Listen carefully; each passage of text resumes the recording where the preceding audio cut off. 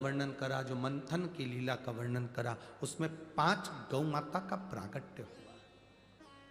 5 गाय प्रकट होने का कारण केवल इतना है कि बाद में जब मंथन हुआ, उस मंथन में जो विष निकलेगा, वो विष जो पिएगा उसका कंठ जलेगा, इसलिए मंथन के पहले गौ माता निकली। जब गाय प्रकट हुई, गौ माता प्रकट हुई, गौ माता जब निकली और गाय को निकलने के बाद जब देवाधिदेव महादेव के पास में विष पहुंचा, भगवान शंकर के पास में जब विष पहुंचा, शंकर भगवान ने उस विष को देखा, उस विष को हाथ में लिया और विष को लेकर भगवान शंकर ने प्रणाम कर कर उसको पी लिया। कई लोग कहते हैं, जो नशा करने वाले होते हैं, वो नशेले व्यक्ति भगवान को बदनाम करते हैं, कहते हैं तुम्हारे भगवान भी तो गांजा पीते हैं इसलिए हम गांजा पीते हैं, तुम्हारे भगवान भांग खाते हैं इसलिए हम भी नशा करते हैं। तो उनसे निवेदन है, जो भगवान का नाम बदनाम कर रहे हैं कि भगवान ऐसा करते हैं, तो निवेदन है, भगवान तो विष भी पीते हैं, एक बार डब्बा खोल के पी जा। भगवान को बदनाम ना करिए, देवता को बदनाम ना करिए कि भगवान गांजा पीते हैं या भगवान, ये तो दुनिया के लोगों ने फोटो बना दिया शंकर जी को गांजा पीते हुए, शंकर जी को ये पीते हुए। मेरा विश्वास करता है, मेरे भारत की कोई मां ऐसी नहीं, भारत की कोई स्त्री ऐसी नहीं जो अपने पति को पुड़िया फाड़ कर, तंबाकू मल कर अपने पति को देती हो कि खा लो। भारत की कोई मां अपने पति को, अपने बेटे को तंबाकू खाने को नहीं देती, पाउच खाने को नहीं देती।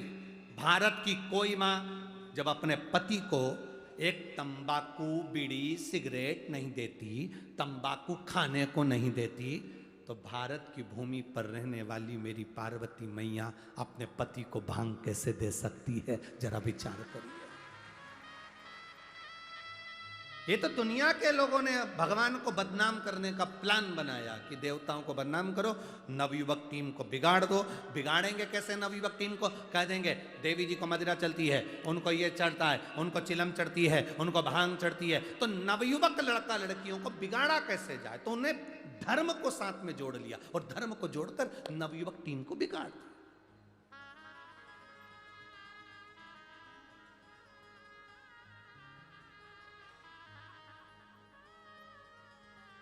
भगवान को ये नशा प्रिय नहीं है, भगवान को नशे से कोई मतलब नहीं।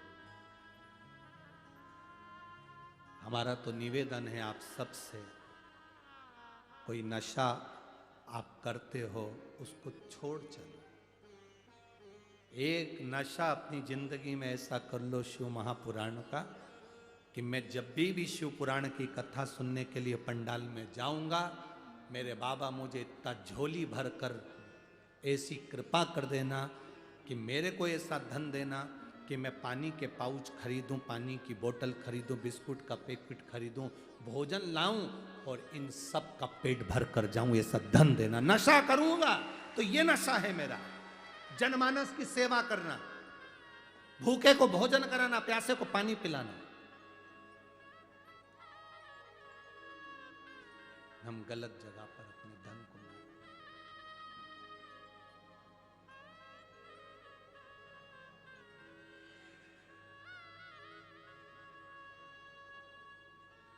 जो मिला वो कम ना मिला, जो मिला।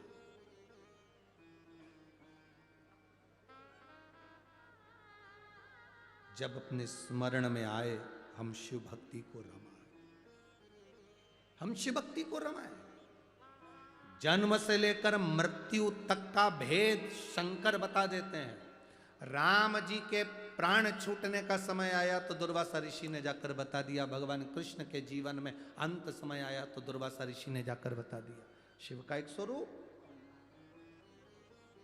शंकर का एक प्रतिबिंब है, श्री हनुमंत लाल, दुर्वासा बाबा, ये शिव का एक स्वरूप है।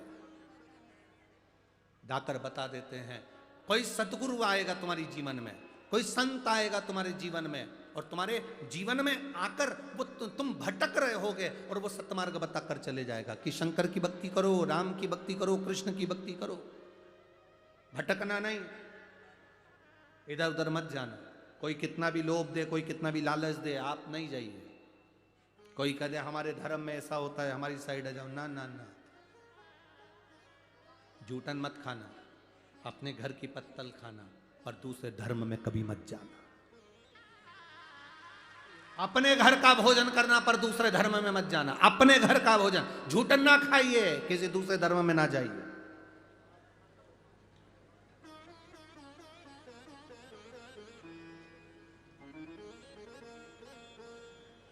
गुरुजी, हम किसको भजें? तुम्हारा मन, 33 कोटि देवी देवता हैं, तुम्हारा मन पड़े उसको भज लो। चाहे तो राम कहो, चाहे तो कृष्ण कहो, चाहे तो शिव कहो, चाहे भवानी कहो, चाहे गोदावरी कहो, जो मर्जी पड़े, तुम्हारा मन जो कर जाए, पर भजो अपने, दूसरे।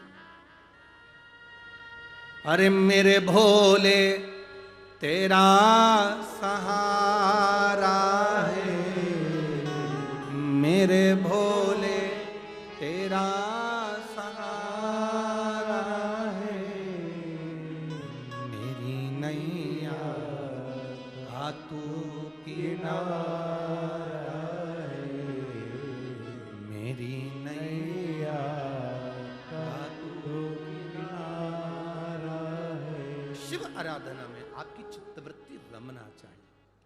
समय आया, भगवान शिव की कथा कर रही है। विष शिव जी के पास में पिया, घर के बड़े हैं, विष पीना पड़ेगा। घर का जो बड़ा होता है, घर का जो बुजुर्ग होता है, घर का जो बयो होता है, उसको सुनकर चलना पड़ता है। बहुत सुनना पड़ेगा, बहुत।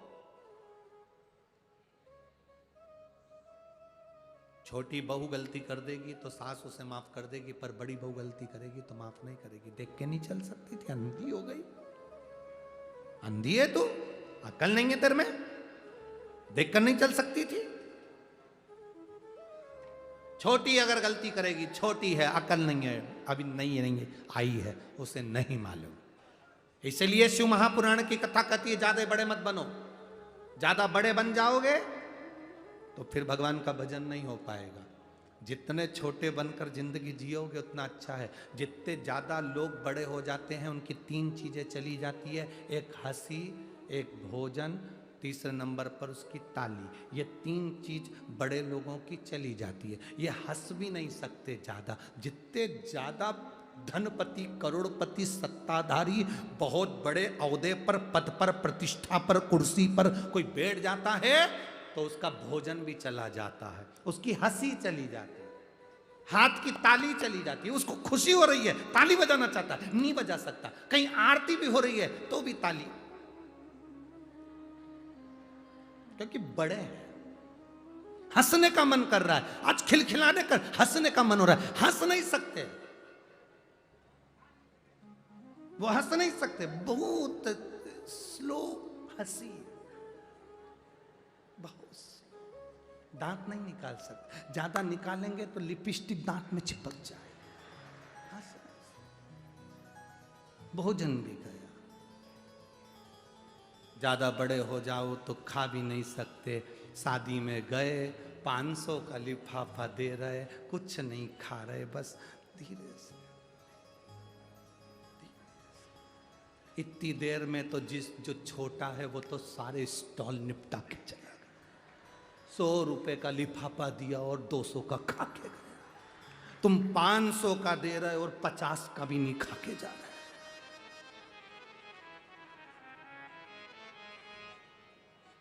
कितना तुम्हारा मन कर रहा है, आइटम बहुत सारे हैं, पर क्या करो। मन करे सो तो क्या मतलब का। बहुत बड़े मत बनो, छोटे बनो। एक माँ के 2 पुत्र, 14 साल का, 4 साल का। 14 साल वाला कहता है, मम्मी आई भूख लगी, आई ने उसको भोजन दे दिया थाली में लगाकर। 14 साल का बेटा खा रहा है नीचे बैठकर। 4 साल का बेटा कर रहा है, भूख लगी, आई ने रोटी में घी लगाया, नमक लगाया, फिंगर बनाया, गुट्टा बनाया, बच्चे को पकड़ा दिया। 14 साल का बेटा बैठकर खा रहा है। 4 साल का बेटा आई का पल्लू पकड़कर, माँ का पल्लू पकड़कर जाता जाता खाता खाता जा रहा है, माँ के पीछे चलता जा रहा है। भगवान भोलेनाथ जी से कहना, भगवान हमें 14 साल के बेटे जैसा मत बनाना, एक जगह बैठकर हम तेरा भजन नहीं कर सकते, हमें 4 साल के बच्चे जैसा बना दे, चलते फिरते भजन करे और तर जा। 14 साल जैसा मत बनाना कि एक जगह बैठकर भजन करे, ये हमारे बस की बात नहीं है। हमें तो 4 साल के बच्चे जैसा बनाकर चलता फिरता भजन करें और अंत में चले जाएं, चलते फिरते तेरा भजन करें। एक लोटा जल चढ़ाया, सारी समस्या का हल कर लिया। एक बेलपत्री खाई, रोग से मुक्ति पाली। शंकर का चढ़ा हुआ जल का आचमन करा, जीवन का सुख पा लिया। शिखर का दर्शन कर कर सारे पापों को नष्ट कर दिया। बस हमारा जीवन इतना सरल हो गया। पहले लोगों ने भगवान की पूजन को कठिन बताया था, शिव महापुराण ने सरल कर दिया, सारी समस्या का हल। बोल बम का नारा है शिव